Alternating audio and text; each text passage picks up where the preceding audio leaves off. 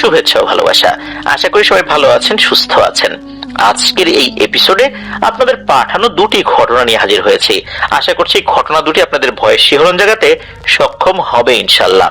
আপনাদের জানা বা আপনাদের সাথে ঘটে যাওয়া সত্য ভয়ের ঘটনাগুলো আমাদেরকে লিখে বা রেকর্ড করে afnanthehorworldbd@gmail.com এই ইমেল অ্যাড্রেসে ইমেল করতে পারেন।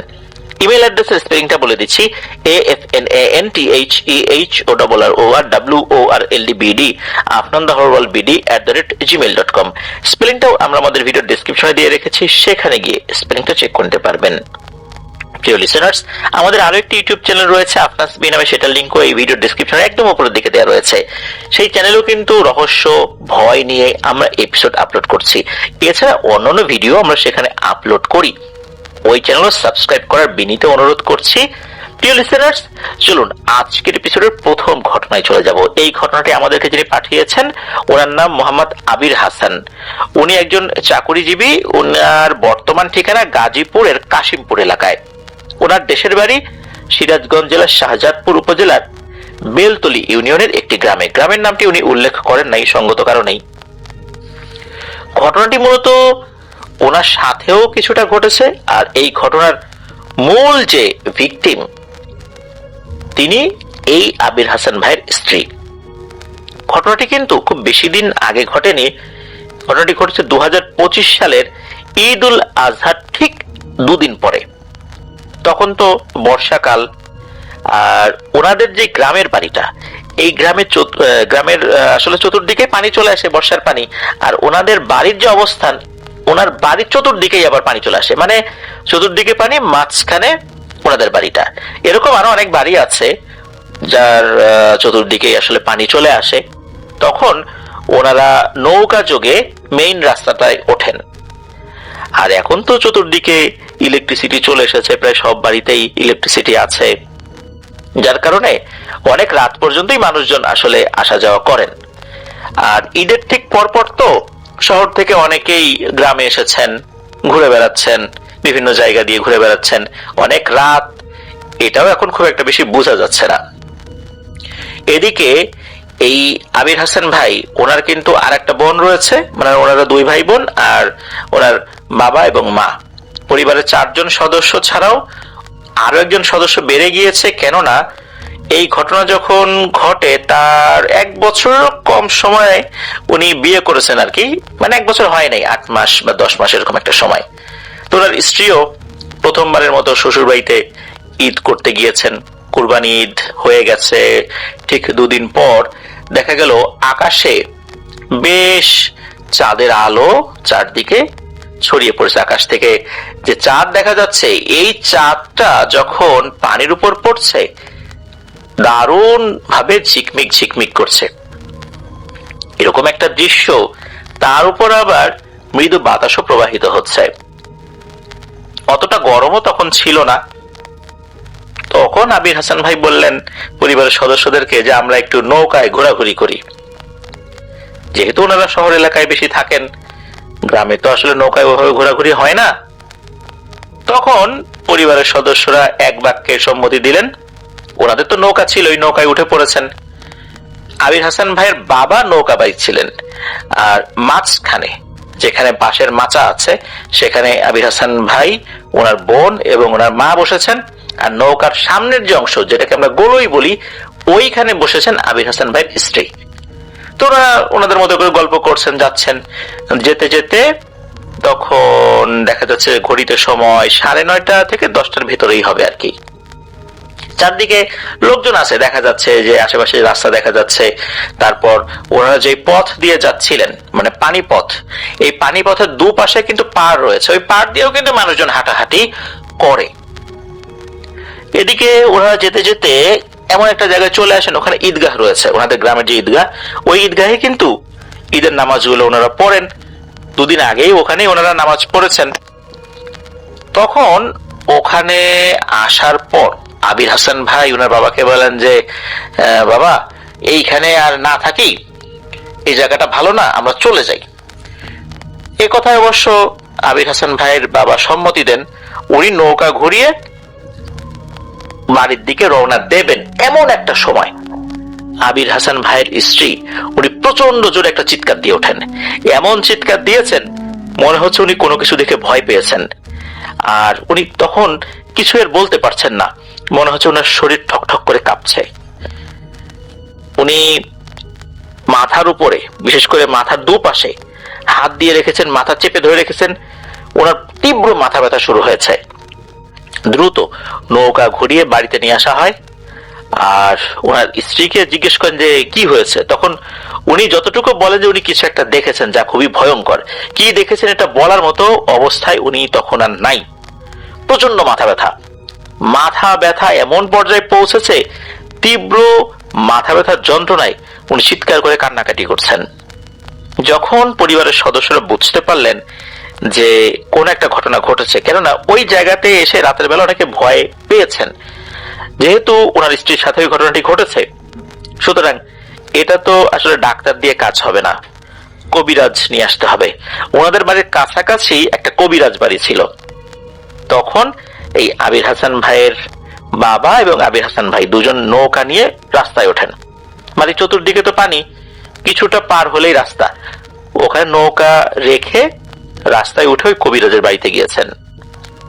ওই কবিরাজ আবার বেশ বয়স্ক একজন মানুষ। তো উনি সব কথা শুনলেন, শোনার পর বললেন যে আসলে কাজটা করতে পারতাম, কিন্তু এখন তো আমার বয়স হয়ে গেছে, এসব কাজে যে ধকল এটা আমি নিতে পারবো না। এর থেকে ভালো হয় আমি একটা নম্বর দিয়ে দিচ্ছি, আপনারা এখনই এই নাম্বারে ফোন করে যোগাযোগ করেন, সেই কাজটা করতে পারবে। তখন উনি একটা নাম্বার দেন, সেই নাম্বারে ওনারা কথা বলেন। এদিকে দেখা গেল ওই কবিরাজের বাড়ি আবার এখান থেকে কিছুটা দূরে। উনি বলছেন যে এখন এত রাত্রে কিভাবে আসি, রাত যদিও তখন বেশি ছিল না, তারপরও আসলে উনি আসতে চাচ্ছিলেন না রাতের বেলা। অনেক কবিরাজ আছে রাতের বেলা চিকিৎসা করতে যেতে চান না। তো উনি বিভিন্ন কথা বলে উনি রাতের বেলা আসতে কোনোভাবেই রাজি হলেন না। তখন আবির হাসান ভাইয়ের বাবা বললেন ঠিক আছে, রাতটা আমরা কোনোভাবে পার করি, তারপর দেখা যাক সকালে ওনাকে নিয়ে আসা যায় কিনা। এদিকে ওখান থেকে আবার নিজের বাড়ির দিকে রওনা দিলেন। যখন রওনা দিয়েছেন ওই যে নৌকায় করে আস্তে আস্তে, মানে যতটুকু পথ আর কি, ওই পথ দিয়ে আস্তে আস্তে কিন্তু রাস্তার দুধারে পার পড়ে, মানে যেই পাড়টা পড়ে ওই পাড় দিয়ে কিন্তু মানুষ হেঁটে যায়। ওই সময় আবির হাসান ভাই একটা জিনিস দেখতে পান। উনি দেখতে পান যে একটা অবয়ব, একদম কালো কুচকুচে অবয়ব, হাত পা মানুষের মতো বলেই মনে হচ্ছে। ওনারা যে নৌকা নিয়ে যাচ্ছেন, নৌকার সাথে সাথে পাড় দিয়ে হাঁটছে, আর এই অবয়বটা মাথা ঘুরিয়ে শুধু এই আবির হাসান ভাইয়ের দিকে তাকিয়ে আছে। আবির হাসান ভাই কিন্তু নৌকার মাথার দিকে ছিল, আর নৌকাটা বাইছিলেন কিন্তু ওনার বাবা। আর শহর এলাকায় বড় হবার কারণে উনি কিন্তু খুব একটা নৌকা বাইতে এক্সপার্ট ছিলেন না। ওনার বাবা কিন্তু এই নৌকা বাইতে ভালোই পারেন, যদিও বা উনিও শহরে থাকেন, তারপরও বড় তো হয়েছেন গ্রামে। উনি কিন্তু এই অভাবটাকে দেখছিলেন না। আবির হাসান ভাই উনি তাকিয়ে দেখছেন যে এই অভাবটা নৌকার সাথে সাথে হেঁটে আসছে এবং তার দিকে তাকিয়ে আছে। তার চোখ মুখ বোঝা যাচ্ছে না, কিন্তু তার দিকে যে তাকিয়ে আছে এটা বোঝা যাচ্ছে। তখন এই আবির হাসান ভাই ওনার বাবাকে বলেন যে বাবা দেখেন তো এইটা কি আপনি দেখতে পাচ্ছেন, এটা কি বা কে, কিছু বোঝা যায়? তখন কিন্তু ওনার বাবা বলেন না তো, আমি তো কিছু দেখতে পাচ্ছি না। এরপরে গিয়ে উনি ওই অভাবটাকে আর দেখেন না, মানে ওইটা ভ্যানিশ হয়ে গেছে। বাড়িতে আসেন, বাড়িতে এসে দেখেন ওনার স্ত্রীর অবস্থা আগের মতোই, কোনো উন্নতি হয়নি। তীব্র মাথা ব্যথা, মাথা ব্যথায় চোখ দিয়ে পানি পড়ছে, তাছাড়া যে যন্ত্রণা হচ্ছে শরীরে খিচুনি হয়ে যাওয়ার মতো অবস্থা। এমন মাথা ব্যথা যা আসলে দেখলেই সহ্য করার মতো না, যার হচ্ছে এরকম তীব্র মাথা ব্যথা। উনি বুঝতে পারছেন যে ওনার অনুভূতিটা ওই সময় কেমন ছিল। ওই রাতে ওনারা ওনাদের মতো করে আসলে যেভাবে সেবা শুশ্রূষা করা যায় ওনারা সেটা করেছেন। ভোরের দিকে ওনার স্ত্রীর ঘুম চলে আসে। সকালবেলা দেখা গেল যে আবির হাসান ভাইয়ের বাবা কবিরাজকে নিয়ে এসেছেন। তো কবিরাজ এসে সব কথা শুনলেন, উনি ওনার মতো করে ঝাড়ফুঁক করে দিয়ে গেলেন, কিছু তদবির দিয়ে গেলেন। দেখা গেল কোনো কাজ হলো না, মানে কোনো কাজই হলো না আর কি। এদিকে সারাদিন এভাবেই কেটে গেল। তবে কিছুটা কমেছে, মানে মাঝে মাঝে কিছুটা কমে আবার বেড়ে যায়। ওনারা যে কি করবেন বুঝে উঠতে পারছিলেন না। তো পরের রাতে পরের রাত্রে ঘটে যায় আর একটা ঘটনা। আবির হাসান ভাই উনি বাসার পাশেই মানে উঠানের একটা সাইডেই দাঁড়িয়ে আছেন। ওখান থেকে কিন্তু সামনের অংশ, বিশেষ করে বাড়ির অন্য সাইডের অংশ দেখা যায়। পাশে পানি রয়েছে, যেহেতু বাড়ির ওই মানে চতুর্দিকে ওই সময় পানি চলে এসেছিল আর কি। হঠাৎ করে দেখেন পানির উপর দিয়ে দুটো অবয়ব হেঁটে হেঁটে ওনার বাড়ির দিকেই আসছে। এটা যখন উনি দেখেছেন তখন উনিও চিৎকার দিয়ে উঠেছেন। চিৎকার দিয়ে তাড়াতাড়ি ঘরে চলে এসে বললেন যে এই ঘটনা। তখন তো বাড়ির সবাই চিন্তায় পড়ে যান যে এখন তো একটা বিপদ হয়ে গেছে, এখন তো বাড়ির সবাই দেখা শুরু করেছে, কি করা যায়। তখন আবির হাসান ভাইয়ের মা বাবা একটা পরামর্শ দিলেন যে যেহেতু বৌমার এই সমস্যা, তুই একটা কাজ কর, তুই দ্রুত বৌমাকে নিয়ে তার বাবার বাড়ি চলে যা, অর্থাৎ তুই তো শ্বশুর বাড়ি চলে যা, ওখানে গিয়ে কোনো একটা ভালো কবিরাজ দেখা, এই বাসায় থাকলে আরো বড় ধরনের ক্ষতি হতে পারে। কি আর করা, পরদিন সকালবেলায় ওনার স্ত্রীকে নিয়ে উনি চলে যান ওনার শ্বশুর বাড়ি। শ্বশুর বাড়ি কিন্তু পার্শ্ববর্তী উপজেলাতেই আর কি। তো ওখানে গিয়ে যখন এই কথা বলেছেন তখন আর শাশুড়ি এটা শোনার পর ওই এলাকার একজন নাম করা কবিরাজের কাছে নিয়ে যান। তার কাছে গিয়ে এই বিষয় যখন খুলে বলেন তখন উনি কিছুটা সময় নিয়ে নিজে থেকেই বেশ কিছু তথ্য বলা শুরু করলেন। উনি ওনার জিনেদের মাধ্যম দিয়ে তথ্যগুলো সংগ্রহ করেছিলেন। তো উনি জানান ভয়ঙ্কর কিছু বিষয় আর কি। ওই রাত্রে যখন ওনারা নৌকাতে করে ঘুরতে বেরিয়েছিলেন, চাঁদের আলো তো বেশ ভালোই ছিল, ওই সময় ওই যে ঈদগাহ ওই এরিয়াটাতে যেই জলাশয়টা আছে আর কি ওই ঈদগাহের পাশে, ওখানে 6টা জিন পানির উপরে বসা ছিল। আর ওই সময় এই আবির হাসান ভাইয়ের পরিবার যখন ওই দিক দিয়ে নৌকা নিয়ে যাচ্ছিল তখন ওই পানির উপরে বেশ কয়েকটা ছায়া দেখতে পান এই আবির হোসেন ভাইয়ের স্ত্রী। উনি প্রথম দিকে চিন্তা করেছেন যে এগুলো হয়তোবা এই নৌকায় বসে থাকা ওনাদেরই ছায়া। এর মধ্যে একটা অবয়বের সাথে ওনার চোখাচোখি হয়ে যায়।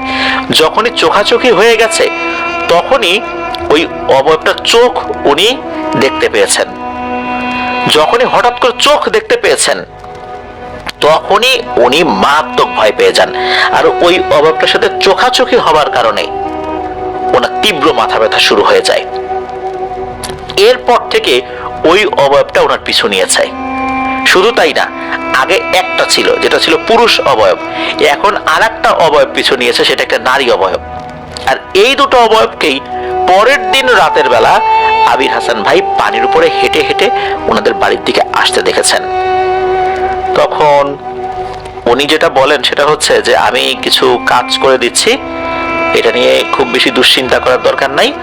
আমার অনুগত দুটো জিন এটা 24 ঘন্টার মধ্যে যে কোনো সময় গিয়ে তোমার স্ত্রীকে ঝাড়ফুঁক করে দিয়ে আসবে, তোমরা কিছুই টের পাবা না, আস্তে আস্তে এটা ঠিক হয়ে যাবে ইনশাল্লাহ। তো সত্যি তাই হয়, আস্তে আস্তে আবির হাসান ভাইয়ের স্ত্রীর মাথা ব্যথা কমতে থাকে। আর দুটো জিন কখন এসে ঝাড়ফুঁক করে গেছে এই অনুভূতিটা কিন্তু ওনার স্ত্রীও টের পান নাই, ওই বাড়ির কোনো সদস্যও টের পান নাই। এভাবে আল্লাহর রহমতে অল্প কিছুদিনের মধ্যেই পরিপূর্ণভাবে সুস্থ হয়ে ওঠেন আবির হাসান ভাইয়ের স্ত্রী। তো এটাই ছিল ঘটনা। এরপরে নতুন করে আর কোনো ঘটনা ঘটেনি। প্রিয় লিসেনার্স, ঘটনাটি শুনলেন। রাতের বেলা এইভাবে নৌকাতে ঘোরাঘুরি কিন্তু আমরা অনেকেই করি, বিশেষ করে যারা শহর এলাকায় থাকি। গ্রামে গেলে রাতের বেলা, বিশেষ করে পূর্ণিমা রাতে বা জ্যোৎস্না রাতে নৌকা দিয়ে ঘোরাঘুরি করতে ভালোই লাগে। তবে সমস্যা যেটা হয় সেটা হচ্ছে এমন জায়গা দিয়ে ঘোরাঘুরি করা উচিত নয় যে জায়গাগুলো আসলে আমরা দোষের জায়গা হিসাবে চিন্তা করি বা যেই জায়গাগুলোতে অনেকেই ভয় পেয়েছেন। এছাড়া গভীর রাতে জিনেরা তো চলাচল করবে, বিশেষ করে সন্ধ্যার পর থেকেই তাদের চলাচলের একটা সময় হয়ে যায়। তখন যদি কোনো বাচ্চা বা নারী সদস্য এরাও যদি এভাবে ঘোরাফেরা করে তখন কিন্তু তারা আক্রমণ করার জন্য খুবই সুযোগ পেয়ে যায়। মানে এটা তাদের জন্য একটা মোক্ষম সময়। আর এরা যদি একবার আক্রমণ করে তখন কিন্তু ছোটানোটাও মুশকিল হয়ে যায়। এই ঘটনায় আমরা এমন একটা বিষয় দেখতে পেলাম, বিশেষ করে যেই জায়গাটা একটু দোষের জায়গা, যেই জায়গাটাতে এসে আবির হাসান ভাই নৌকাটা ঘুরিয়ে দিতে বলেছিলেন, ওখানে এসেই কিন্তু ঝামেলাটা শুরু হয়ে গেল। আর এরপর একটা বিষয় খেয়াল করুন যে কবিরাজের বাড়িতে গিয়েছে, ওখান থেকে ফিরছে, তখনও কেউ একজন তাদের পিছু নিয়েছে। এটাও কিন্তু আবির হাসান ভাই দেখতে পেয়েছেন। মানে তারাও ফলো করছে যে এরা কোথায় যায়, কি করে, কার কাছে গেল, সেই কবিরাজ আবার কেমন শক্তিশালী। মানে এরাও কিন্তু আবার এইটা বিশ্লেষণ করে, তারা আবার গোয়েন্দা তথ্য সংগ্রহ করে। যাক, আল্লাহর রহমতে ওনার স্ত্রী সুস্থ হয়েছেন আলহামদুলিল্লাহ। আমরা রাতের বেলা ঘোরাঘুরির ক্ষেত্রে এই বিষয়গুলো মাথায় রাখবো। আর আরেকটি বিষয় আমি বলে দিতে চাই আমাদের প্রিয় লিসেনারদের উদ্দেশ্যে, তা হচ্ছে বর্ষাকালে আমরা অনেক জায়গায় বেড়াতে যাই, অনেক জায়গায় ঘুরতে যাই। বিশেষ করে হাওর অঞ্চলে অনেকেই কিন্তু হাউস বোট সহ বিভিন্ন নৌযানে করে কিন্তু আমরা বেড়াতে যাই।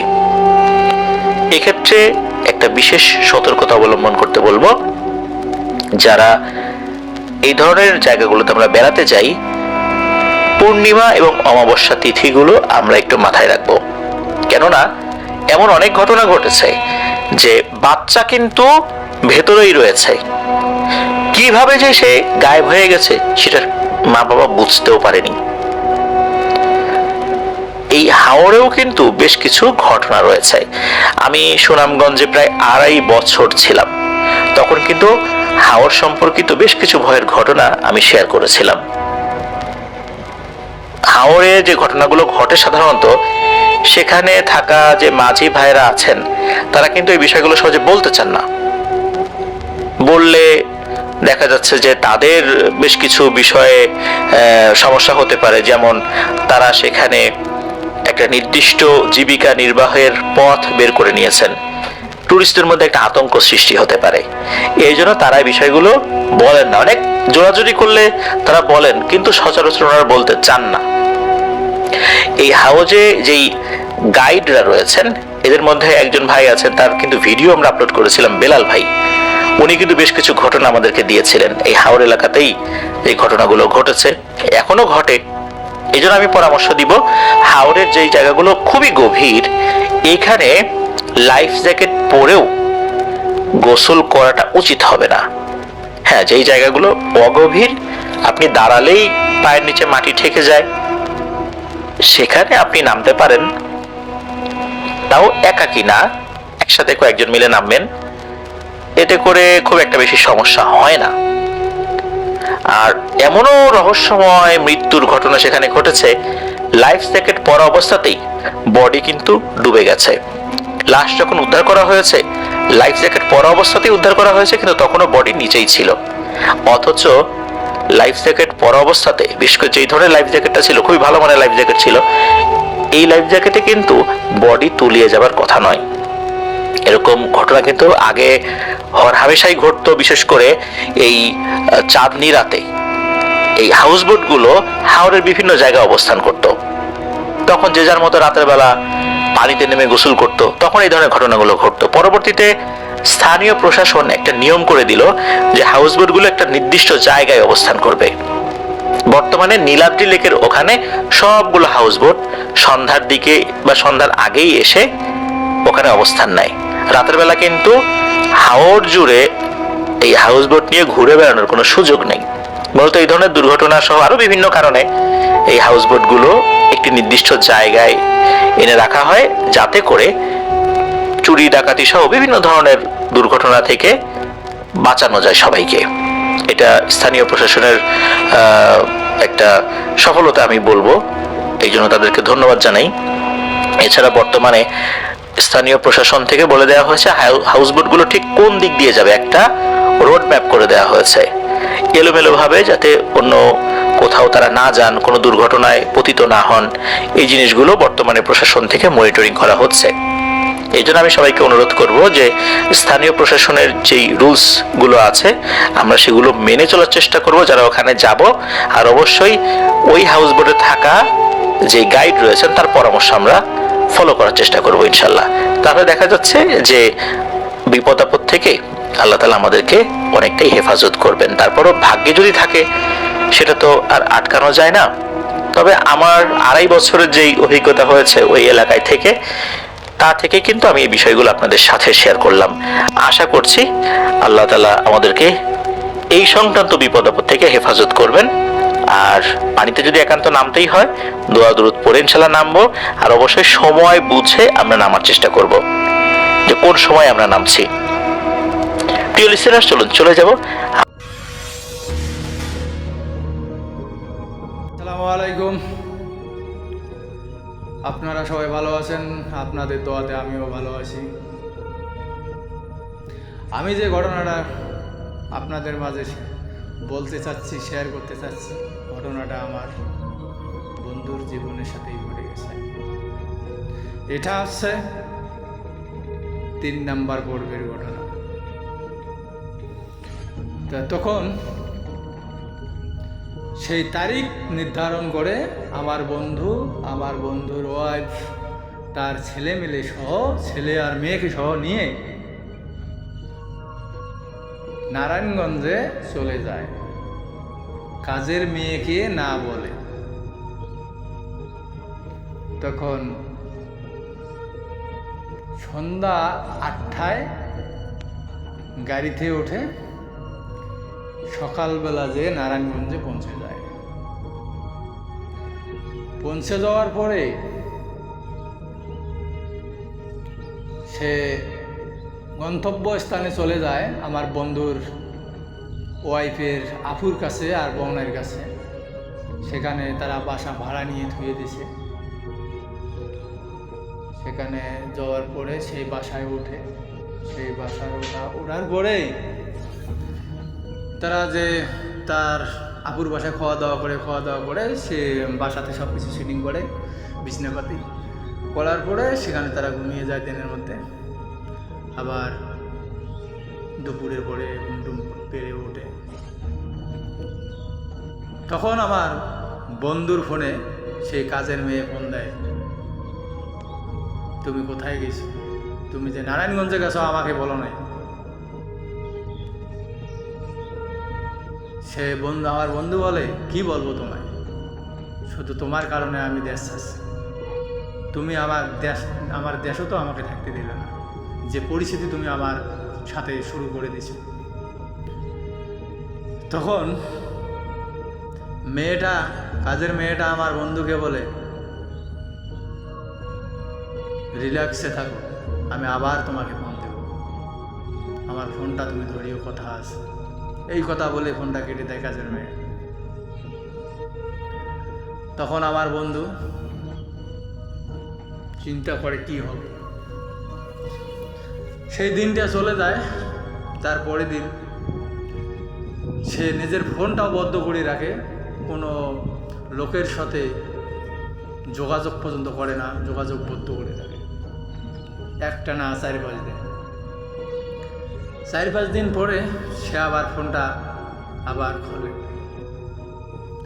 তখন কিছুক্ষণের মধ্যে সেই কাজের মেয়েটা ফোন দেয় তার নিজের নাম্বার থেকে। আমার বন্ধু সে নাম্বারে ফোন ধরে না। কিছুক্ষণ পরে আর এক নাম্বার থেকে ট্রাই করে। তখন আমার বন্ধু নাম্বারটা চেনে না, নাম্বারটা ধরে ফেলে, ধরে হ্যালো বলছিল। সেই সময় জিজ্ঞাসা করছে, কে? বলে, আমি ওই কাজের মেয়ে। তুমি আমার ফোন ধরো না কেন? তুমি যদি আমার সাথে কথা না বলো তাহলে আমি কিন্তু নারায়ণগঞ্জেই যাব। আমার বন্ধু আবার অবাক হয়ে গেল। তার ভয়ে আমি এলাকা ছেড়লাম। আবার সে আমাকে ধমক দিয়েছে, সেখানেও চলে আসবে আমি যেখানে আসতাম। সে ভয়ে অস্থির। এভাবেই কিছুদিন কেটে যায়। যাওয়ার পরে আমার বন্ধু তার ওয়াইফের আপুর হাজব্যান্ডের সাথে গার্মেন্টসের লোডারি কাজ শুরু করে দিল। এরকম করে কাজ করে মোটামুটি প্রতিদিন 500, 700, 1000, 1200। একদিন হঠাৎ করে আবার কাজের মেয়ে ফোন দেয়, এখন কি তুমি বাড়িতে আসবা না আমি নারায়ণগঞ্জে যাব? তখন আমার বন্ধু কিছু কথা বলে না, সে কি করবে সে দিশা পাচ্ছে না, তার কাজ কামও কোনো ভালো লাগে না, কি করবে? এভাবেই তাকে ব্ল্যাকমেল করছে কাজের মেয়ে। তো এভাবেই আবার 4-5 দিন যায়। 4-5 দিন যাওয়ার পরে কাজের মেয়ে আর মানে না। তখন আমার বন্ধু তাকে বলল, দেখো তুমি বাড়িতে থাকো, তুমি নারায়ণগঞ্জে আসিও না, আমি বাড়িতে আসবো। তখন আমার বন্ধু তার ফ্যামিলিকে বলে, আমি একটু বাড়িতে যাব, দেশে যাব, আমার কাজ আছে। তখন তার ওয়াইফ অনেক ভালো মানুষ, কিছু বলে না, বলে দেখো যা কিছু করিও সাবধানে করিও, সমস্যায় করিও না। তখন আমার বন্ধু বাড়িতে আসে, দেশে আসার পরে তার পরের দিন সন্ধ্যাবেলা সেই রাস্তায় যায় তার বাড়ির সামনে দিয়ে। সেই মেয়েটা তাকে জোরপূর্বক ডাক দেয়, তুমি বাড়িতে আসো, তোমার সাথে কথা আছে। ছেলেটা আমার বন্ধু যাচ্ছে চাচ্ছে না, তারপরও মেয়েটা কয় তোমার কিচ্ছু হবে না, তুমি আসো। মেয়েটার বাড়িতে তার বাবা মাও ছিল, তার বাবা মাও জানে, তার বাবা মা অনেক ভালো মানুষ ছিল। তার বাবা মা তার মেয়েকে বলে, মা ছেলেটাকে ডাকিস না, মান সম্মান সবারই আছে। তারপরও মেয়েটা তার বাবা মাকে ধমক দিয়ে রাখে। তখন ছেলেটা তার কাছে যায়, যে কথা বলে, কথা বলার পর অনেকক্ষণ সময় দেয়, সময় দেওয়ার পরে চলে আসে। কোনো উপায় নাই, সে তার ফান্দে বন্দী। এইরকম করে দেশে 1 সপ্তাহ থাকে, থাকার পরে আবার আমার বন্ধু নারায়ণগঞ্জ চলে যায়। 15 দিন পর তারপরে মেয়েটা হঠাৎ করে, তার বওনাই থাকে সখীপুরে, সখীপুর থেকে দেশে আসে তার বওনার সাথে, ওই কাজের মেয়ের বওনার সাথে সখীপুরে চলে যায় আমার বন্ধুর সন্ধানে। সকালবেলা যে সখীপুরে নাম কিছুক্ষণ পরে 10টা, 10:30টার দিকে কাজের মেয়ে আমার বন্ধুকে ফোন দেয়। আমার বন্ধু ফোনটা রিসিভ করে, তুমি কোথায়? বলে আমি বাসায়, আমি ঢাকায় আসছি সখীপুরে। এখন তুমি কি সখীপুরে আসবা নাকি আমি নারায়ণগঞ্জে চলে যাব? কাজের মেয়ে আবার আমার বন্ধুকে এভাবে ধমক দিয়ে কথা বলছে। তখন আমার বন্ধু বলে, তুমি থাকো, আমার হাতে টাকা পয়সা নাই, আমার হাতে টাকা পয়সা হলে আমি আসবো তোমার কাছে, আমাকে 2 দিন সময় দাও। তা আমি আমার ঘটনাটা বাড়াতে চাচ্ছি না, আজকের মতো এখানেই শেষ করছি। এখন চলে যাবো আজকের পর্বের শেষ ঘটনায়, আমাদের সাথেই থাকুন।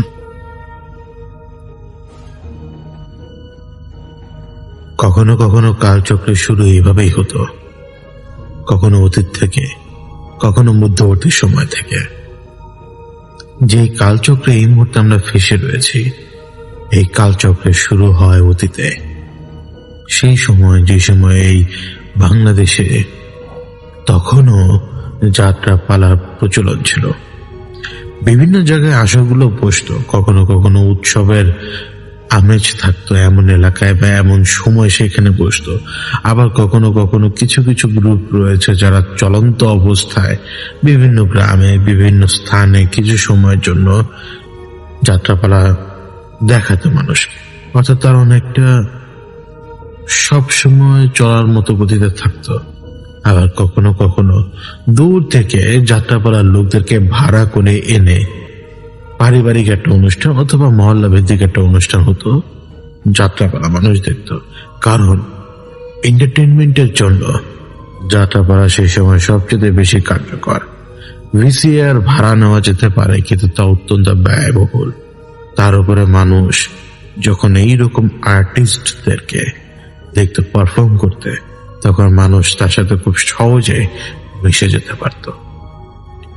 তখনকার যাত্রাপালার যে দলগুলো ছিল, সেই দলগুলোতে কখনো নারীরা কাজ করতো না, কারণ যেই যাত্রাপালার দলগুলো মানে কোথাও স্থির থাকে না, সবসময় চলমান, সেই যাত্রাপালার দলে একজন নারী থাকা মানে সেই নারীর নিরাপত্তার একটা ব্যাপার থাকে। কারণ এতগুলো পুরুষের মাঝখানে একজন নারী টিকে থাকা অত্যন্ত কঠিন হয়ে পড়ে। তার উপরে সেই নারী যদি আবার সুন্দর হয়ে পড়ে, তাহলে দেখা গেল সেই যাত্রা দল যেখানে গেল, যাত্রাপালার সেই দল, তাদেরকে সেইখানে কোনো না কোনো বিপদে পড়তে হতে পারে। তো তখন এমনিতেও হিরোইন পাওয়া যেত না। তো হিরোইনের রোলটা কে করতো? এমন কিছু ছেলে বা এমন কিছু যুবক যারা হচ্ছে মেকআপ করার পরে অনেকটা নারীদের মতো দেখা যেত তাদেরকে।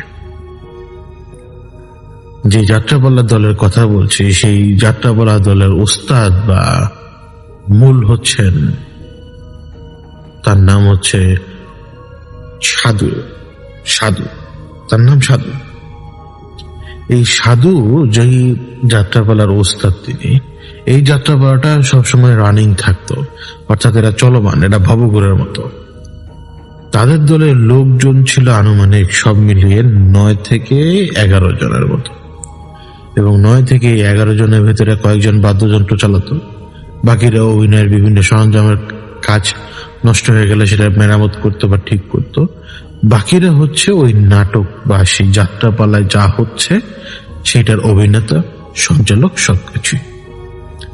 এই সাধুর যে যাত্রাপালা, এই সাধুর যাত্রাপালার দলে একটা ইয়াং ছেলে ছিল যার বয়স ছিল 23 বছর, এবং ছেলেটার নাম হচ্ছে লিটু। ওই লিটু ছেলেটা যদি মেকআপ করে, তাকে এক মেয়ের মতোই দেখা যেত একদম। ওর দাড়ি একদমই কম ছিল এবং প্রত্যেক দিন ও ক্লিন শেভ করতো। ক্লিন শেভ ওকে করতে হতো, খুর দিয়ে ওর ক্লিন শেভ করা হতো, এবং মেকআপ করলে একদম নারীর মতো লাগতো। এই সাধুর যে যাত্রাপালার দল, এই যাত্রাপালার দলটা তখন বাংলাদেশের এই ভারতের এক সীমান্তবর্তী এলাকায় ছিল ওই সময়। কারণ এরা যাযাবর, যে বললাম, সবসময় চলাফেরা করে। এদের পেছনে আত্মীয় স্বজন রয়েছে কোথাও না কোথাও, হয়তো 1-2 বছর বাইরে থাকে, তারপরে যে যার মতো সেই সমস্ত জায়গায় পৌঁছে গিয়ে আত্মীয় স্বজনের সাথে সময় কাটায়, বা যেভাবে হোক সেইভাবে তাদের জীবনযাপন চলে। তো ভারতের ওইখানে ওই সীমান্তবর্তী এলাকায়, মানে ভারতে নয়, ভারতীয় সীমান্তবর্তী এলাকা, বাংলাদেশের এলাকা, ওইখানে ওরা যখন একদিন যাত্রাপালা করার জন্য পৌঁছায়, ওরা যেদিন পশা সাজিয়ে বসে যে এখানে তারা যাত্রাপালা আজকে আয়োজন করবে, ওই জায়গাটা ছিল 3 রাস্তার সন্ধিস্থল। তাদের কেন জানি মনে হলো যে এই জায়গায় যদি তারা তাদের প্যান্ডেলটা সাজায়, এখানে বসে যদি তারা পারফর্ম করে, তাহলে মানুষজনের কাছে সেটা আকৃষ্ট হতে পারে। কারণ এদিক দিয়ে মানুষজন যাতায়াত করছে, কিন্তু তারা এলাকা তো চেনে না। ওই 3 রাস্তার মোড়ে তারা যখন তাদের পশটা সাজালো, তারা যতক্ষণ পর্যন্ত সেখানে ছিল, একজন দর্শকও সেখানে এসে দাঁড়ায়নি। আশপাশ দিয়ে কিছু লোকজন চলে গিয়েছে, আবার দেখা গেল যে ঘোড়া টানা গাড়িও গিয়েছে, আবার বলদ টানা গাড়িও গিয়েছে, কিন্তু কেউ দাঁড়ায়নি, কেউ এক মুহূর্তের জন্য দাঁড়ায়নি। তখন আবার ওই ঠগিদের স্টাইলের ডাকাতি কিন্তু ওই সময় হতো, মানে ঠগিদের মতো ডাকাতি। ডাকাতরা যদি ধরে একেবারে সবকিছু তো নিয়ে যেতই, পুরো দলকে একেবারে নিমিষে মেরে মাটি চাপা দিয়ে রেখে দিত। এই বাংলাদেশের আনাচে কানাচে বিভিন্ন জায়গায় মাটি খুললে এখনো আপনি মানুষের হয়তো দেহের অংশ পেতে পারেন, অর্থাৎ কঙ্কাল। কারণ কোনো না কোনো দিক দিয়ে কোনো না কোনো যাযাবর, কোনো না কোনো বিদেশি এই ডাকাতদের হাতে মারা গিয়েছে। এই মাটিতে তাদেরকে একদম পুঁতে রাখা হয়েছে, আমরা খুললেই হয়তো পেয়ে যাবো তাদেরকে। সেই ভয়টা কিন্তু তাদের ভিতরে ছিল যে ডাকাতের আবার কোনো ঘটনা ঘটে কিনা। ওই যে লিটু নামের ছেলেটা, ও তো আবার নায়িকাদের মতো সেজেছে। ও যেইভাবে যে সাজে রয়েছে, ওই সাজ হচ্ছে একদম নতুন বউয়ের মতো। আজকে যাত্রাপালার যে নাটকটা হওয়ার কথা ছিল, যাত্রাপালা সেই নাটকটা ছিল বউ ওই যে নায়রে যায়, ওই নায়র যাওয়া কেন্দ্রিক একটি পারিবারিক ঘটনা, পারিবারিক নাটক। এখন দর্শক তো নেই, কিন্তু ও তো সেজেছে একদম বউয়ের মতো। এখন এই বউয়ের শ্বাসটা তো ছাড়তে হবে তাড়াতাড়ি। তো এই বউয়ের শ্বাস ছাড়ার জন্য পানির প্রয়োজন ছিল, এমনকি আরো কিছু জিনিসপত্রের প্রয়োজন ছিল। তো পানিটা কিছুটা দূরে একটা জলাশয়ের মতো দেখেছিল তারা। তো লিটু করলো কি, যে কাপড় চোপড় ছেড়ে, মানে যে কাপড় চোপড় একজন পুরুষ পরে ওই কাপড় চোপড়ই সে পরে ওই জলাশয়ের উদ্দেশ্যে চলে গেল। ওইখানে গিয়ে সে নিজেকে সাফ সুতরা করবে। এখন লিটু যখন ওই জলাশয়ে নিজেকে যখন সাফ সুতরা করছে, ওই যে কম দামি মেকআপ গুলো যখন ছাড়ছে সে নিজের চেহারা থেকে, ততক্ষণ পর্যন্ত তার তেমন কোনো অনুভূতি আসেনি। কিন্তু হঠাৎ করে ওর শরীরের পশমগুলো তাড়িয়ে যায়। ওর কাছে অদ্ভুত একটা অনুভূতি আসে, মানে শরীরের পশমগুলো যেমন দাঁড়িয়ে যাচ্ছে, শরীর দ্বারা বেয়ে একরকমের ঠান্ডা স্রোত বেয়ে পড়ছে। রিয়েলাইজ করলো যে আমি ভয় লাগছে প্রচন্ড। যখন সে রিয়েলাইজ করলো, সে সেখান থেকে উঠে দাঁড়ায় ঠিকই, কিন্তু সে পা পিছলে পড়ে যায়। সেইখানেই পা পিছলে পড়ে যায় এবং পানিতে সে পড়ে গেল। পানিতে পড়ে যাওয়ার পরে লিটু আর ওই পানি থেকে ওঠেনি।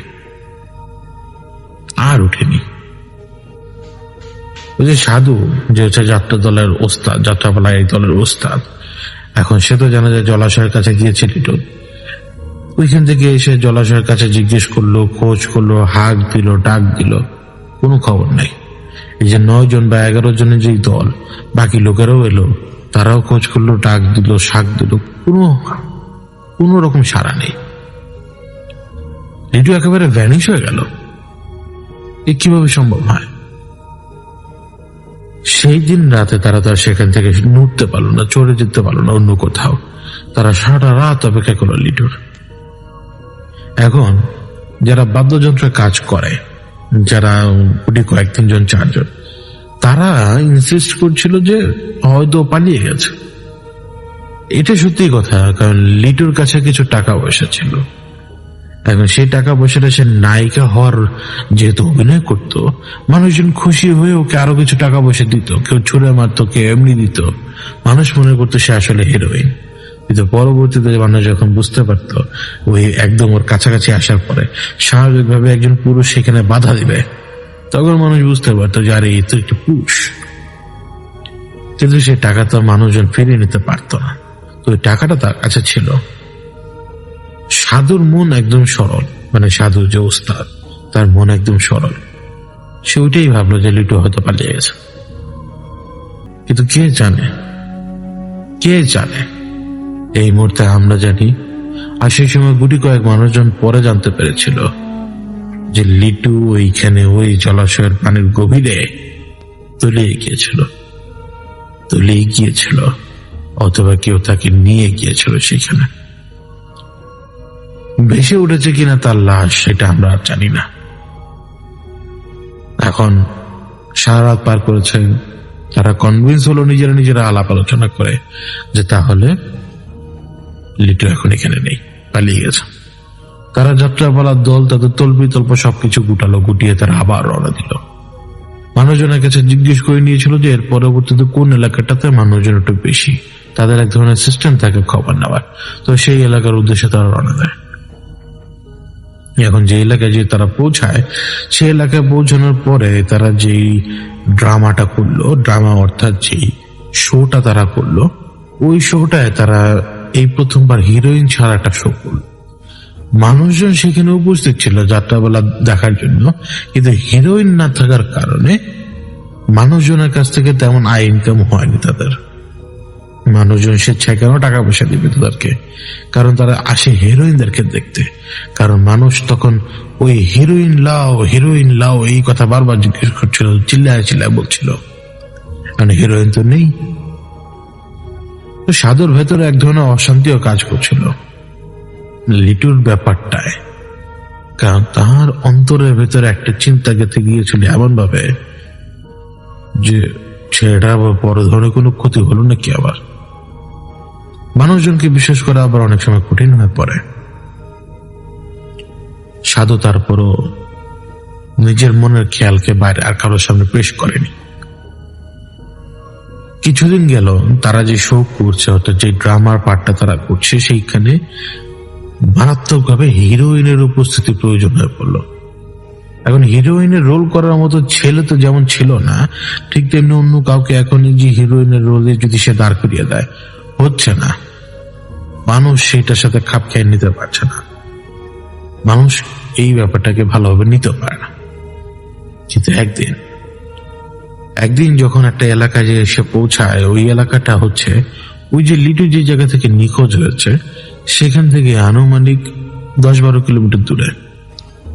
সেটাও কিন্তু ওই ঘুরে ফিরে ওই ভারত বাংলাদেশের বর্ডারের এলাকা। তো সেইখানে তারা যখন পৌঁছায়, তারা তাদের ড্রামা তৈরি করার জন্য বা ড্রামাটা দেখানোর জন্য তাদের যে তৈরি করা সমস্ত কিছু তারা তৈরি করছে, ওই অবস্থায় সাধু গঞ্জমত একটা এলাকা রয়েছে, ওই গঞ্জমত এলাকার দিকে এগিয়ে যাচ্ছিল। এখন এই গঞ্জমত এলাকা থেকে যখন সে আবার তাঁবুর দিকে এগিয়ে যাচ্ছে, তাঁবু অর্থাৎ ও যে জায়গা তার আস্তানা করে, তো সেইখানে তারা যখন ফেরত যাওয়ার চেষ্টা করছে আর কি সাধু, তো সে পথিমধ্যে একজন নারীকে দেখতে পায়। এবং নারী কিন্তু সেখানে দাঁড়ানো না, সে নারী তার সাথে থাকা জিনিসপত্র, এক ধরনের ওই বিশেষ ধরনের ব্যাগ রয়েছে সেই আমলকের, সেই বিশেষ ধরনের ব্যাগ বইয়ে বয়ে সেই নারী যাচ্ছে।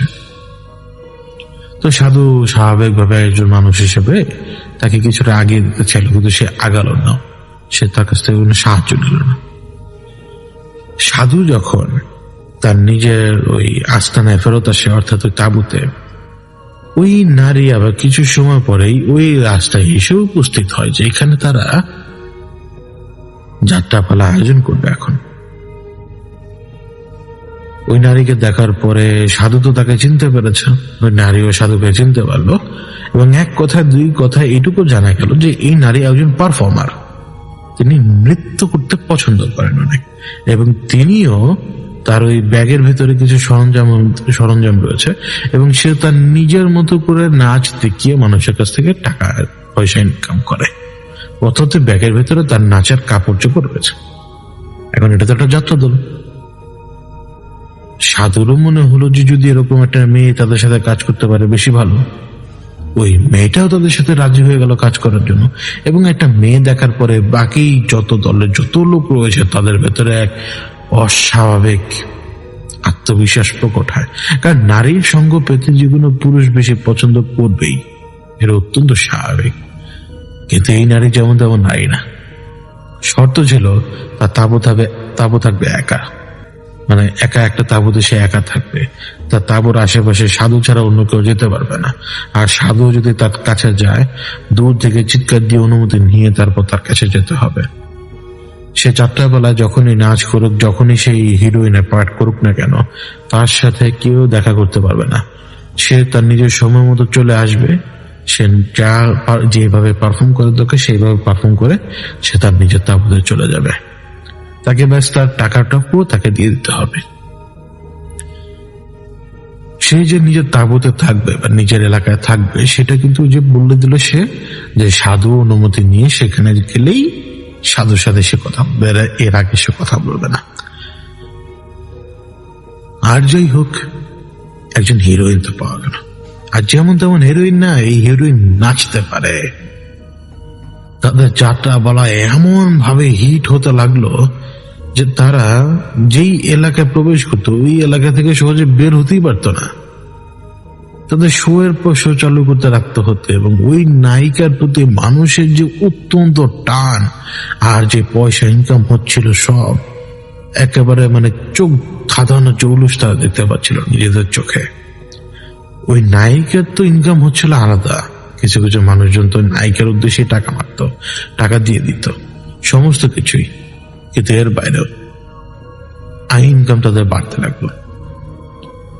আর সবাই ওই নারী যখন সেখানে এসে উপস্থিত হতো, প্রত্যেকটা মেম্বার, ওই যাত্রা দলের প্রত্যেকটা লোক নিজেরা কিভাবে জানি অত্যন্ত এনার্জেটিক হয়ে যেত, এবং তারা এমন ধরনের বাদ্য বাজাতো যে বাদ্য তারা এমনিও বাজাতে যায় না ঠিকভাবে। কিন্তু ওই যে সাধু সহজ সরল লোক হলেও কিছুটা এলোমেলো কিছু অসঙ্গতি তার নজরে আসে। কারণ এই মেয়ে, এই নায়িকা, একে কেবল পারফর্ম করার সময় দেখা যেত, একে খাবার দিয়ে আসা হতো, যে খাবারটা সাধু নিজে দিয়ে আসতো, সে খাবারটা গ্রহণ করতো, কিন্তু তার চেহারা স্রোত দেখা যেত না। সে ওই তাঁবুর ভেতরে তাকে খাবার ঢুকিয়ে দিলে সেই একটা টান দিয়ে খাবারটা নিয়ে নিত। শুধু পারফর্ম করার সময় সে বেরিয়ে আসতো, আর যখন পারফর্ম করার সময় সে বেরিয়ে আসতো পরীর চাইতেও বেশি সুন্দর লাগতো তাকে। সাধু নিজে তার রূপ দেখেছে। সাধু তো সহজ সরল মানুষ, তার ভেতরে কোনো কলুষতা নেই। সে তাকে মেয়ের মতোই দেখতো নিজের, কারণ সেই যাত্রাপালা দলের ওস্তাদ, আর মেয়ের মতো দেখতে তো দোষ নেই তার। কিন্তু পাখিরা তো সেই নজরে দেখতো না।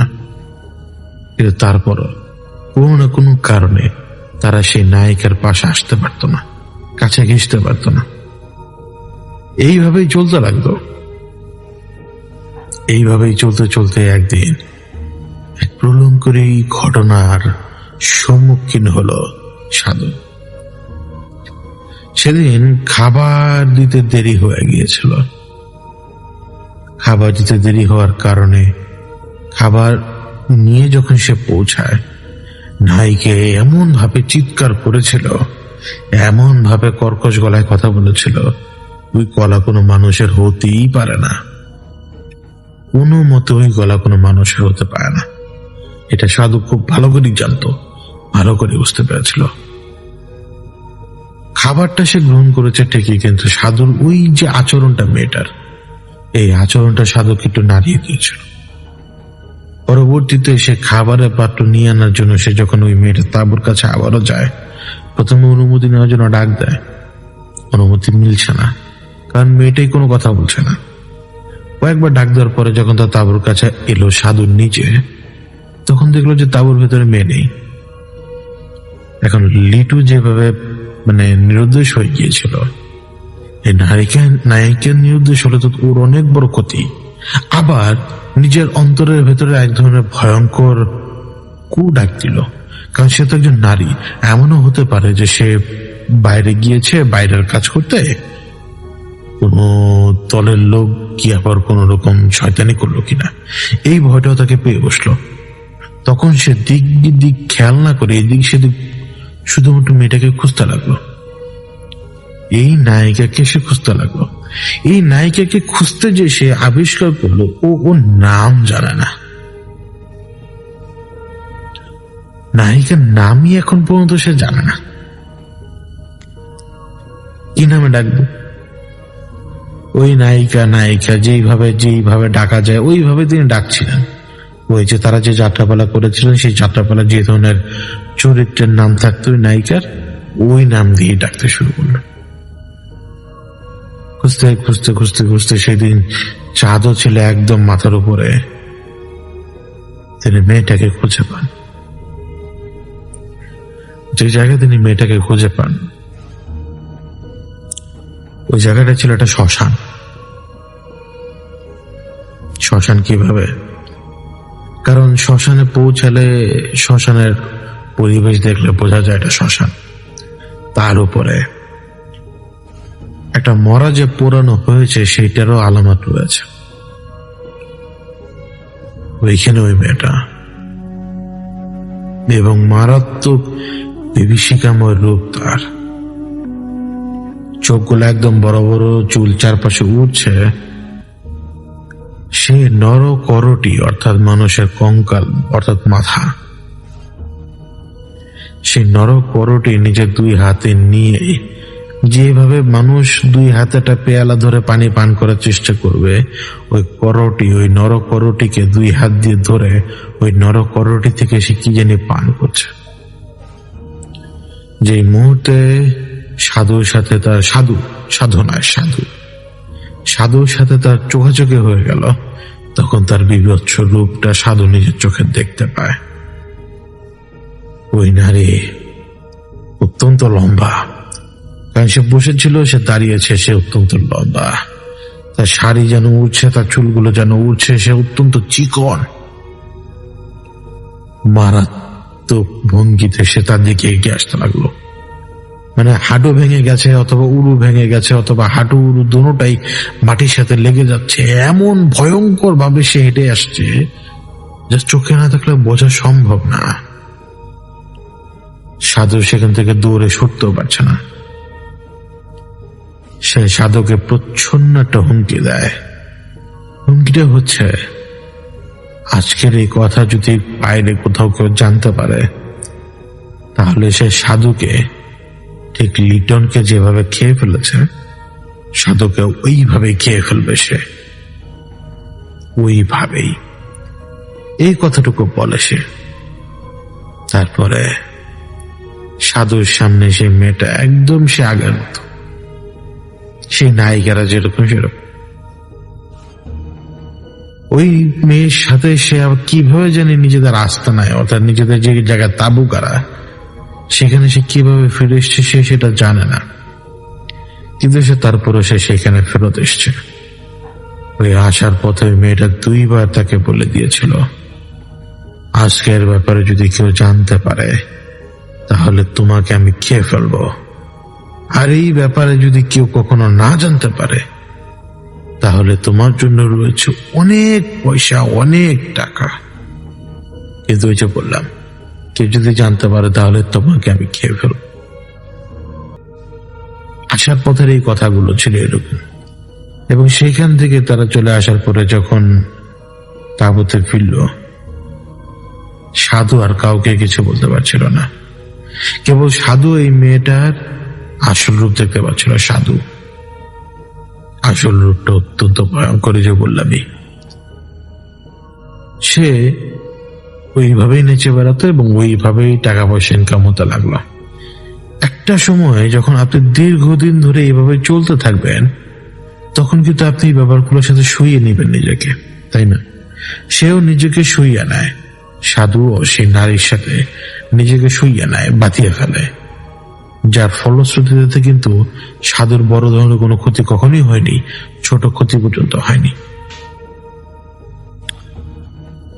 ওইভাবেই তারা পারফর্ম করে যাচ্ছিল, ওইভাবেই পারফর্ম করছিল এবং ওইভাবেই পারফর্ম করতে করতে করতে করতে একদিন এই যে বাড়িটায় আমরা উঠেছি, যে বাড়িটা মাটির তৈরি দোতলা বাড়ি, মধ্যখান দিয়ে রাস্তায় গিয়েছে গ্রামের, এই বাড়িতে এসে উঠে সেই মেয়ে। এই বাড়ির উঠানে তৈরি হওয়ার কথা ছিল সেই দিন যাত্রা বলার মঞ্চ, ঠিক যেখানে আকন্দ সাহেবের দোতলা মাটির বাড়িটা, তার সামনে যে জায়গাটা দিয়ে মানুষজন যাতায়াত করে, এইখানেই হওয়ার কথা ছিল সেই দিনের ওই যাত্রাপালা। সেইভাবে স্টেজ সাজানো, সব কিছু সাজানো। সাধু দেখলো হিরোইন তো তার নিজের কামরায় নেই। নিজের কামরা বলতে, কারণ ততদিনে অনেক আর্থিক উন্নতি হয়েছে, এই বহরের সাথে অনেক কিছু যুক্ত হয়েছে। তখন সে মেয়ে সেখানে নেই। স্টেজ একদম সাজানো। এই সাজানো স্টেজে বাদ্যযন্ত্র যারা বাজায় তারা কিন্তু অপেক্ষায় রয়েছে। আর কিছু সময়ের ভেতরেই কিন্তু যাত্রাপালা শুরু হওয়ার কথা।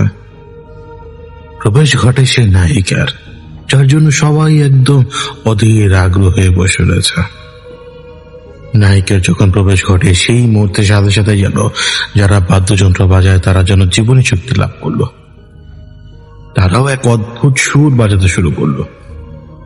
সেই সুরের তালে প্রথম দিকে একদম স্টেজের সামনে এসে অনেকটা আলতো ভঙ্গিতে নিচে বেড়াচ্ছিল নায়িকা।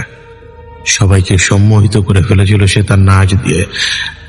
আর এই বাংলার মানুষ যারা নায়িকাদেরকে কেবল সিনেমা দেখতে পায়, তারা যখন নায়িকাদেরকে চোখের সামনে দেখতে পায়, তখন তাদের কাছে তা আরো অনেক স্বপ্নের মতো মনে হয়। তারা তো জানে যে যাত্রাপালার নায়িকা অনেক সুন্দর, কিন্তু এই নায়িকা যে এত সুন্দর এটা কি কেউ জানতো? কেউ জানতো না। সাধু, এই সাধু যাত্রাপালার একটা অংশে, যেদিকে পেছনের অংশ থাকে, অভিনেতা বা অভিনেত্রীরা দ্রুত জামা কাপড় বদল করে বা মেকআপ বদল করে চলে আসে, সেইখানে বসে রয়েছে। একদম অর্ধেক নেশায় ডুবে রয়েছে, অর্ধেক নেশায়, পুরোপুরি না। কারণ সেই দিনের পর থেকে যখন সে তার ওই রূপ দেখেছিল, তারপর থেকে সাধু ধীরে ধীরে ধীরে ধীরে এই রূপের সাথে অভ্যস্ত হওয়ার জন্য দেশি মদ পান করতে শুরু করেছে। কারণ পয়সাও রয়েছে অনেক। ওই যে আয় ইনকাম অনেক বেড়ে গেছে, এবং এত আয় ইনকাম বেড়ে গেলে সে আয় ইনকাম কিছুটা তো খরচ করতে হয় নিজের উপরে, নিজের শখ আল্লাদের উপরে। সাধু ওইভাবে পেছনে থাকতো। সাধু তো আর তো জানতোই না, কিন্তু সে যখন উঠে ওই যে মেকআপের যে রুমটা, সেই রুমের দরজা দিয়ে যখন উকি দেয়, সে তখন দেখতে পায় যে নায়িকা তো স্টেজে উঠে গেছে, এখন ড্রামার পার্টটা চলছে। সাধু যেহেতু টক্সিকেটেড হয়ে আছে, ইনটক্সিকেটেড, তার আসলে কোনো দিকে খেয়াল নেই, এক্সেপ্ট সে তার ওই বিষকন্যার সেই বিষকন্যাময় রূপ দেখতে পাচ্ছে শুধুমাত্র। বলেছে না যে সাধু ছাড়া তার রূপ অন্য কেউ দেখতে পায় না। সে বিষকন্যার যে চুল, এই চুল বাতাসে ঘোরার সময় সাপের আকার নেয়, সাপের আকার। তার শরীর যখন এদিক সেদিক ঘোরাফেরা করতে থাকে বিভিন্ন রূপে, বিভিন্নভাবে পারফর্ম করতে থাকে, তখন তা অনেকটা সাপের মতো রূপ নেয়। তা কেবল সাধুর নজরে আসে, অন্য কারণ না। তার চোখ কেমন জানি ভয়ঙ্কর, তাকালে শরীরে হিম হয়ে যায়, আর তার ঠোঁটটা কেমন জানি অত্যন্ত আবেদনময়ী, কিন্তু তারপরও ওই অত্যন্ত আবেদনময় ঠোঁট কিছু একটা বুঝায় যে যদি কাছে আসিস আমার, তাহলে হয় আমি কামড় দিব, না হয় আমি চুমু দিব, দুটোতেই থাকবে বিষ। কামড়ে বিষ ঢেলে দিব, চুমুতেও বিষ থাকবে। তো তুই যখন তুই উপভোগ করবি, দুটোতেই তুই তখন বলবি। ও সেই রূপ, ওই রূপ না মানুষকে একদম পাগল করে দেয়। আর তার ভেতরে ছিল একজন, যার বাড়ির উঠানে এই এত বড় আয়োজন চলছে, সেই আকন্দ সাহেবের দাদার বাড়ি। এবারে মালিক তিনি, সেই ব্যক্তি সবার সামনে বসা। অঢেল টাকা রয়েছে এই ব্যক্তির, অঢেল টাকা। আবার তার নারীদের প্রতি আসক্তি পর্যন্ত রয়েছে। তা খুব ইচ্ছে হলো যে এই মহিলাকে সে বিয়ে করবে। যখনই সেই যাত্রাপালার ওই দিনের অনুষ্ঠান শেষ হলো, নায়িকা অর্থাৎ সে বিষকন্যা, সে যখন তার নিজের তাঁবুতে ফেরত গেল, প্রচন্ড জোর করছিল সে আকন্দ সাহেবের দাদা সেই নারীর সাথে দেখা করার জন্য। আকন্দ সাহেবের বাবাও কিন্তু সেই সময় জীবিত। আকন্দ সাহেবের বাবারও বয়স হয়ে গেছে ততদিনে, মানে এই বয়োবৃদ্ধ মানুষটা আরো বেশি পাগল হয়ে উঠেছে ওই নারীর রূপে। আকন্দ সাহেব কিন্তু তখন এই এলাকায় ছিলেন না, তিনি ছিলেন অন্য এলাকাতে, কোনো একটা কারণে বা কোনো পড়াশোনার কোনো ব্যাপারে তিনি বহু দূরে ছিলেন বাড়ি থেকে। তিনি জানতেন না ঘটনা কি চলে এখানে। সে ব্যক্তি অনেক চেষ্টা করলো, কিন্তু সেই দিন যাত্রাপালার অন্যান্য লোকেরা তাকে বাধা দিয়ে বলল, আমাদের হিরোইন দরকার ছাড়া কথা বলে না, এক সবার সাথে দেখা করে না। তখন কিছু অশ্রাব্য ভাষায় তাকে গালিগালাজ করেছিল, কিন্তু সে ব্যক্তি আকন্দ সাহেবের দাদা। সেই দিন রাতের বেলা সাধু তার যে ইনটক্সিকেটেড কন্ডিশন ছিল, ওই কন্ডিশন থেকে সে বেরিয়ে আসে, অর্থাৎ হুঁশ আসে তার।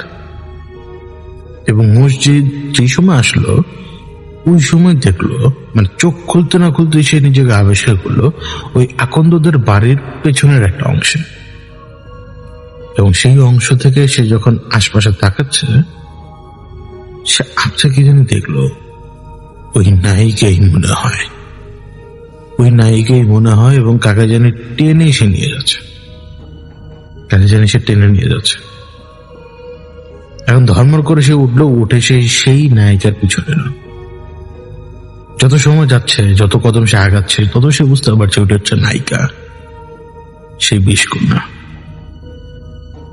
সে কাউকে না কাউকে টেনে নিয়ে যাচ্ছে, যাকে টেনে নিয়ে যাচ্ছে সে ওই মানুষ।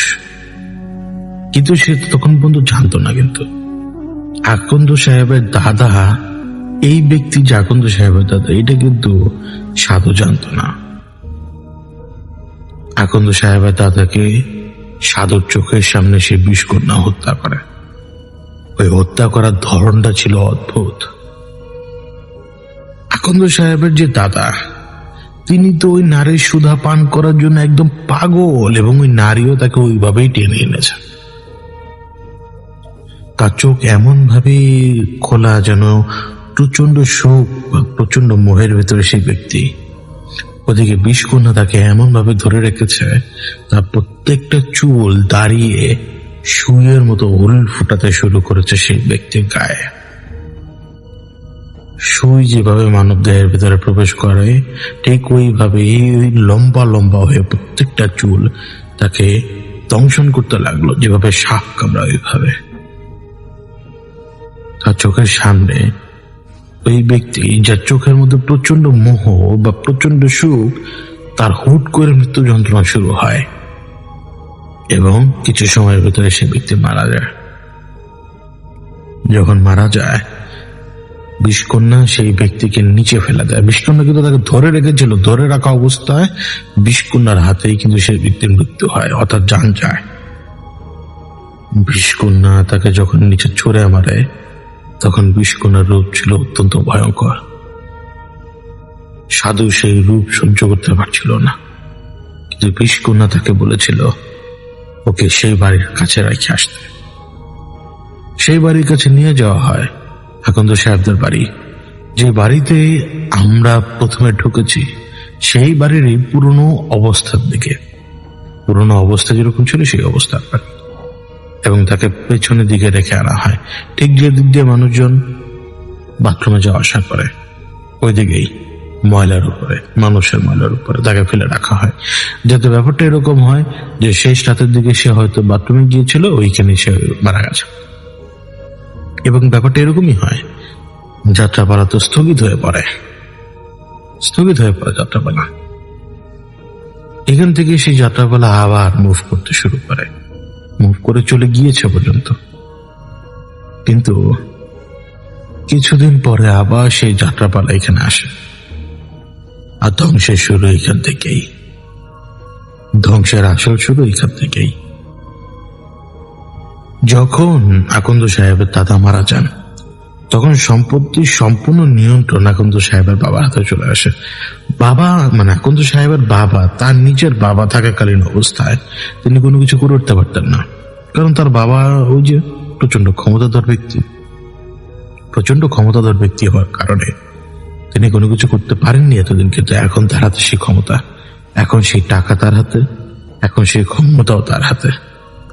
আর তিনি তার বাবার চাইতে কয়েক ধাপ বেশি শৌখিন, কয়েক ধাপ বেশি আমোদে মানুষ। নায়িকার কথা তিনি বলেননি। অবশ্য তিনি কিন্তু জানতেন না যে তার বাবা প্রথমেই কিন্তু চেয়েছিল নায়িকার খুব কাছাকাছি ঘেঁষতে। এই যাত্রা দল কিন্তু অনেক দূরে চলে গিয়েছিল, অনেক দূরে। সেই যাত্রা দল আবার ফেরত আসে। কিভাবে?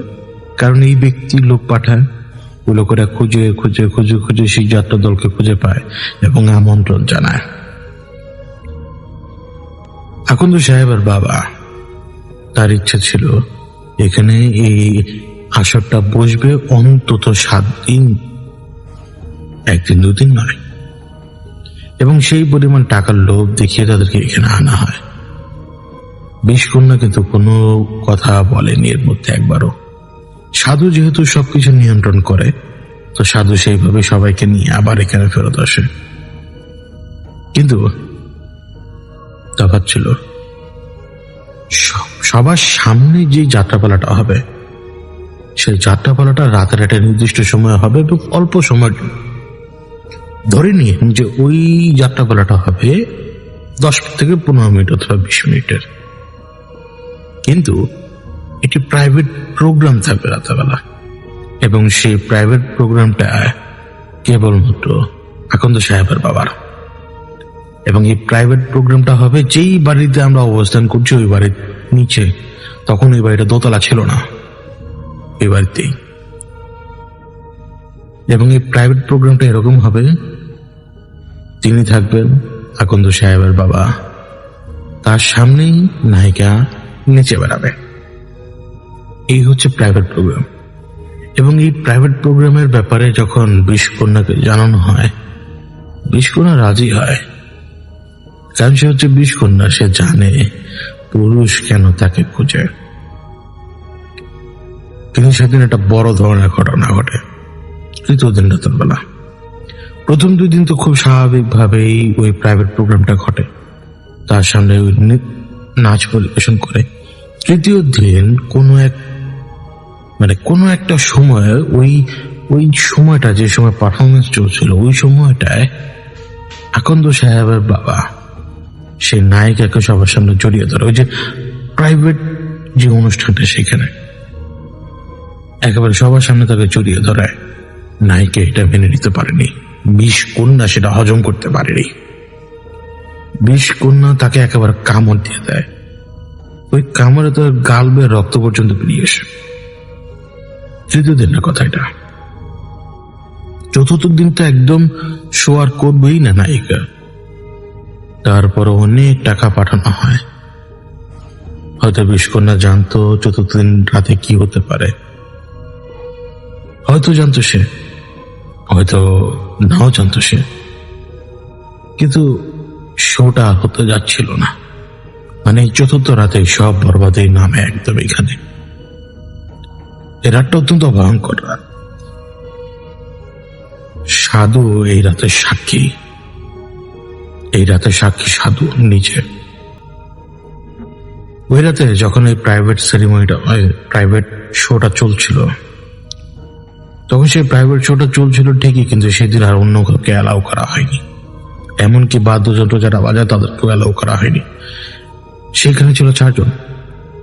ওই গ্রামেরই 3 জন মানুষ, ওই গ্রামেরই 4 জন মানুষ এবং আকন্দ সাহেবের বাবা 5 জন। এবং তারা এতটাই মহাবিষ্ট হয়েছিল যে তারা 5 জন মিলেই তার উপরে হামলে পড়েছিল। আমরা আন্দাজ করতে পারি যে তারা কি চাচ্ছিল। ঘটনা কি ঘটে ওইখানে, ওই ব্যাপারে কেউ কিচ্ছু জানে না। শুধু এইটুকু সাধু জানে যে 5 জন হামলে পড়েছিল তাই মেয়েটার উপরে, মানে নায়িকার উপরে। মেয়ে তো নয়, সে হচ্ছে 20 কন্যা, তার উপরে হামলে পড়েছিল। এখন এক অদ্ভুত ধরনের শব্দ শুনতে পায় সাধু প্রতিদিন রাতের বেলা। মানে এটা কোন ধরনের জানোয়ারের শব্দ এটা বুঝে ওঠা খুব কঠিন, কিন্তু ওই শব্দটার কারণে সে বাধ্য হয়ে ভেতরে ঢুকে।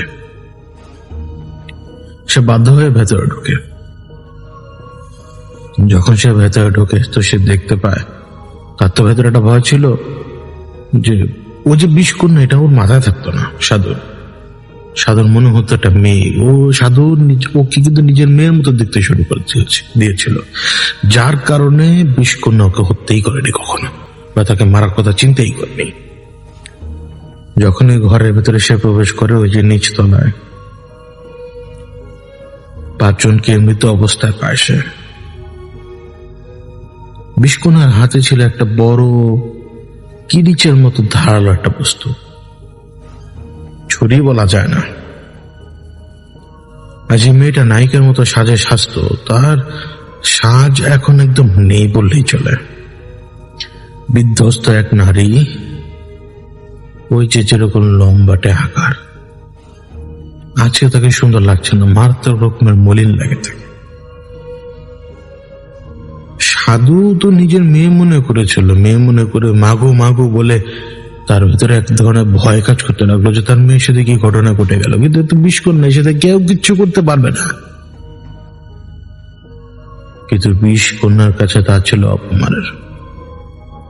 সাধু তখন এখানে একদম ঠায় দাঁড়ানো। ওর ভেতরে এরকম মনে হচ্ছিল যে ওর মেয়ের কত বড় ক্ষতি হয়ে গেছে। কিন্তু ওই যে বললাম সে 20 কন্যা, না তার ক্ষতি কেউ করতে পারবে না, কিন্তু সেই ব্যাপারটা তার মাথার উপরে আসর ফেলে দিয়েছিল। তার মাথা নেই, তারপর তার উপর আসর ফেলে দিয়েছিল সেই 20 কন্যা। তখন সাধুকে উদ্দেশ্য করে বলেছিল, ওরা আমার সর্বনাশ করতে চায়, ওরা আমার সর্বনাশ করে আমার এই রূপ নিয়ে এনেছে। আসলে কেউ সর্বনাশ করতে পারবে না 20 কন্যা, বরঞ্চ ওই যে ঘটনাটা যেটা একটা নারীর উপরে ঘটতে পারে, ওই মেমোরিটা তার ভেতরে তখন সে ধারণ করে। নইলে সে এত হিংস্র হতো না, এত হিংস্র সে হতোই না। সে 20 কন্যা, সে মানুষকে মারে এটা ঠিক, কিন্তু 5 জন মানুষকে মারা সম্ভব না তো সহজে। 5 জনকে সে এমন ভাবে মেরেছে যেইভাবে মারা সম্ভবই না। রক্তাক্ত সবাই।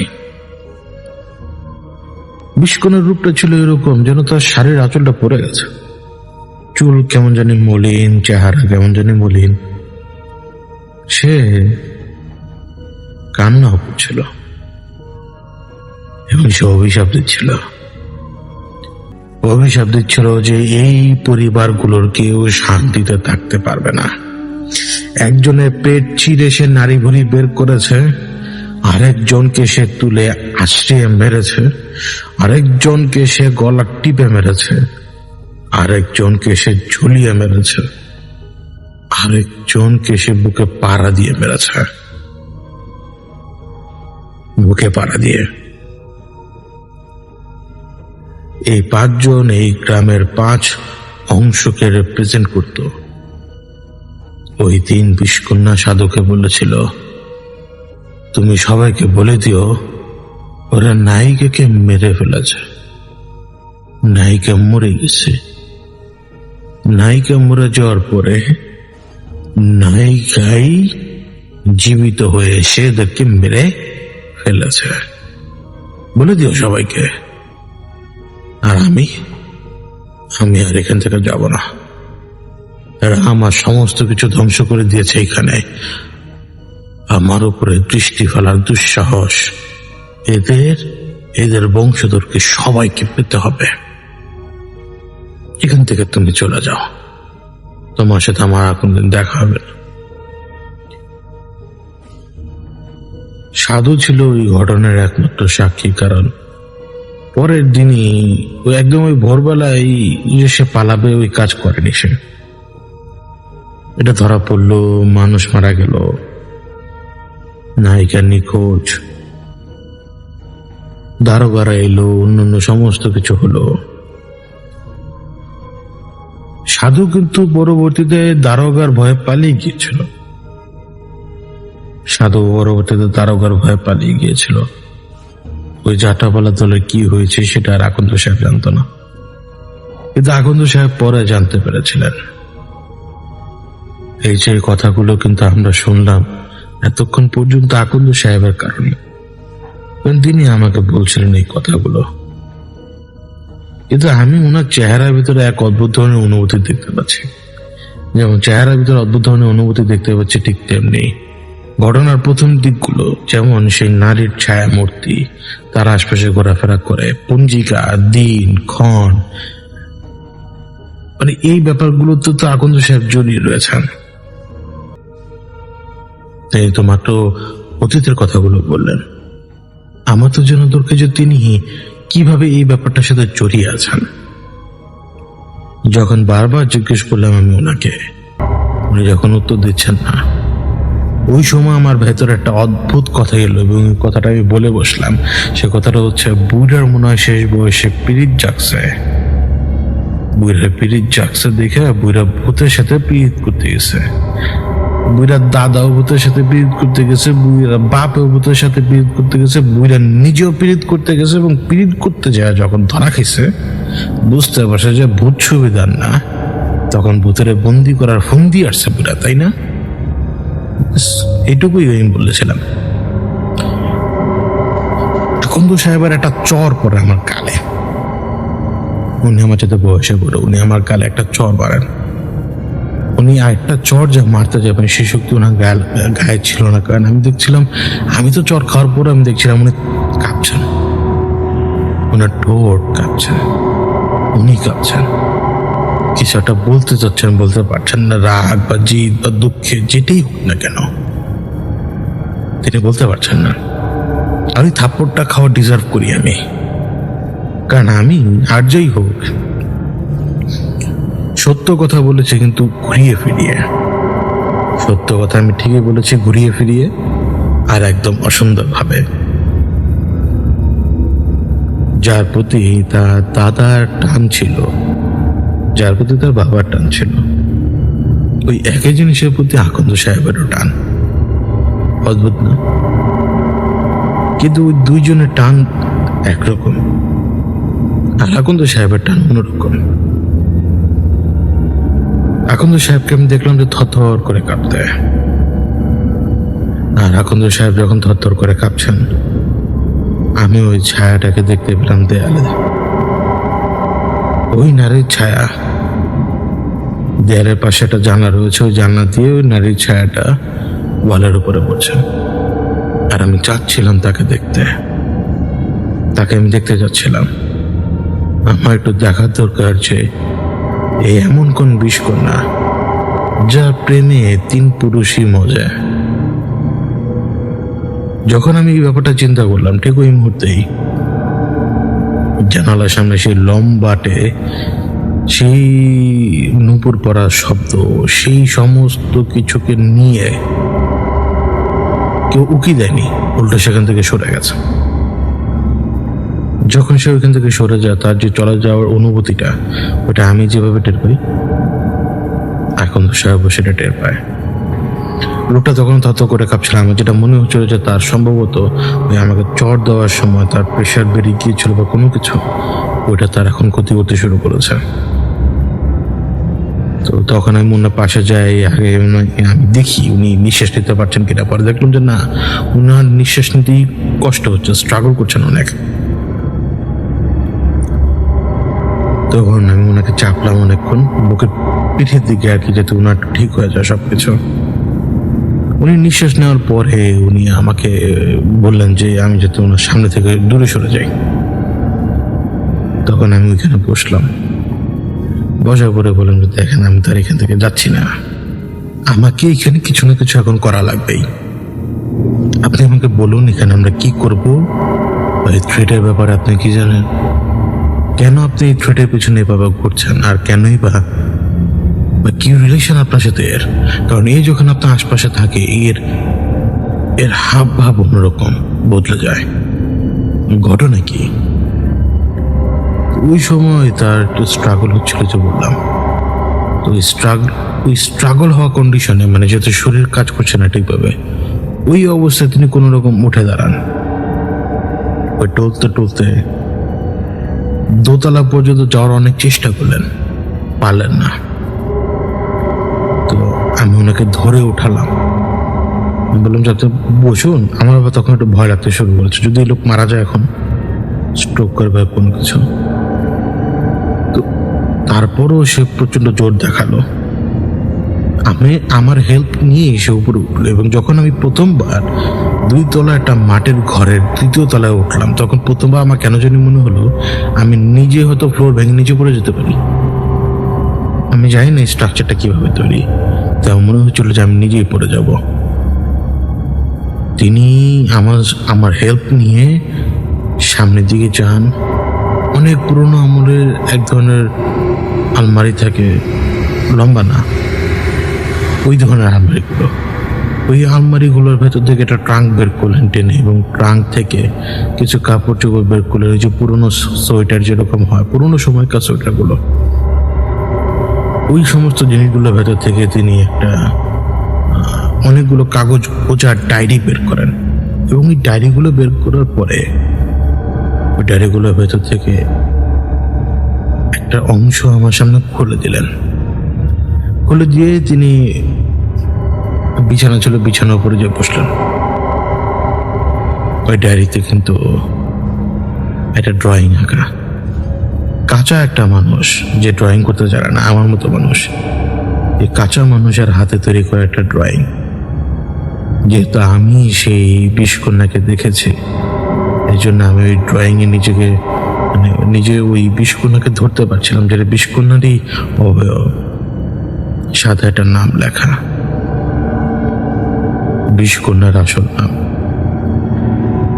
বিষকন্যার আসল নাম আর তার জন্ম তারিখ।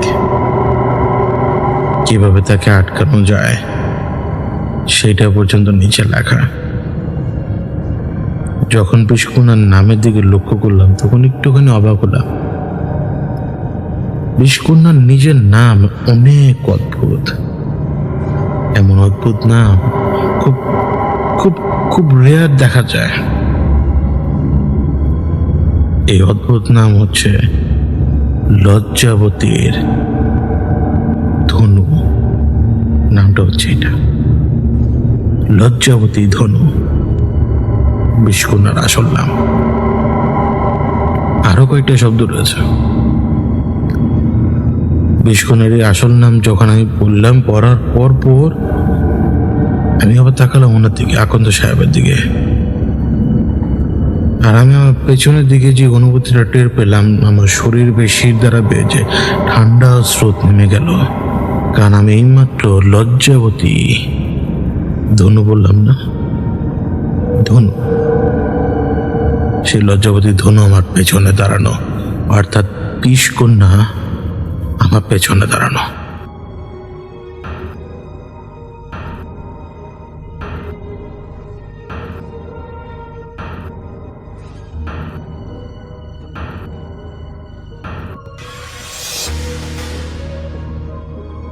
প্রিয় নেসেলার ভাই ও বোনেরা, আপনারা সবাই ভালো আছেন? আপনাদের দোয়াতে আমিও ভালো আছি। আমি প্রতিদিন বাছাইকৃত কিছু ভয়ানক ভূতের গল্প আমি রাত 10টা বাজে এই চ্যানেলে পাবলিশ করে থাকি। আপনাদের যদি ভালো ভিডিও দেখতে মন চায়, ভালো ভয়ানক ভূতের ঘটনা শুনতে যদি ইচ্ছুক থাকেন, তাহলে আমার এই চ্যানেলটাতে আপনারা সব সময় বাছাইকৃত পর্বের ভয়ানক গল্পের ঘটনা শুনতে পারবেন। আমি প্রতিনিয়ত বিভিন্ন জায়গা থেকে বাছাইকৃত ভিডিও আমি সংগ্রহ করে আমি আমার চ্যানেলে রাত 10টা বাজে পাবলিশ করে থাকি। আপনাদের যদি আমার এই ভিডিও ভালো লেগে থাকে, তাহলে আপনারা আমার পাশে থাকবেন আর আমার চ্যানেলটাকে দয়া করে সাবস্ক্রাইব করে দেবেন, পারলে শেয়ারও করে দেবেন। আসসালামু আলাইকুম, হিন্দু ভাইদেরকে আদাব। আপনারা সবাই ভালো থাকবেন, আপনাদের জন্য আমি দোয়া করি। আমি আমার গল্পটি এখানেই শেষ করলাম।